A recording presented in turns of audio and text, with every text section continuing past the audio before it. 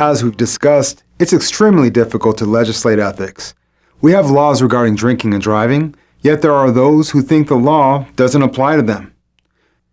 An ethical and moral person knows that it's wrong to drink and drive, and they may have every intention of having a designated driver, but a few drinks later, things may change.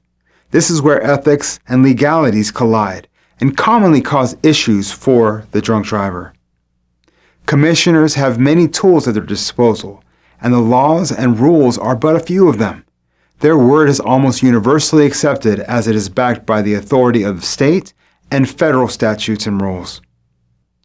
That does not mean that a person has no recourse if under a potential administrative action or facing a criminal charge. Legal counsel is permitted for alleged offenders, evidence is permitted, and even appeals are available. One difference to other kinds of legal proceedings is this: if an order is issued by a commissioner, the alleged violator has to prove why the order should not be complied with. This differs from the standard courtroom procedure of prosecution having to prove their case beyond a reasonable doubt.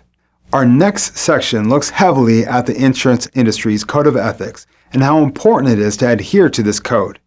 We'll look at how the National Association of Insurance Commissioners Model Act affects your actions, and the penalties that can be associated with violations. The National Association of Insurance and Financial Advisors has a code of ethics that spans the industry, and we'll dissect its intent in this section.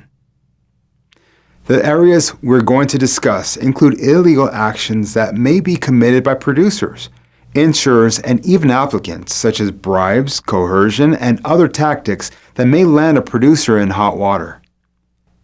These are things that could place a producer in the middle of a conflict of interest, but only if a producer is ethically and morally challenged to begin with. The ethical insurance professional would never even consider taking a bribe for a transaction, but unscrupulous people exist in every industry. We'll look at how a code of ethics should be established in the workplace. We'll show you best practices for their design, important areas to include in the code, and what should not be part of the document.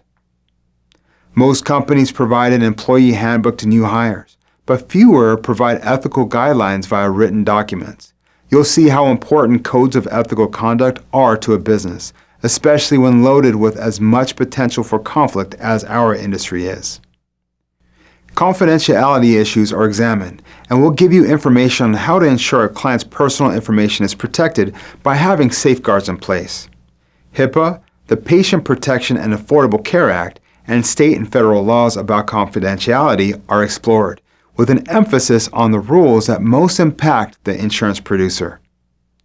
The ethical behavior of insurance producers is regulated by either a firm's rules, the rules of any professional organizations they belong to, or the individual insurance producer themselves.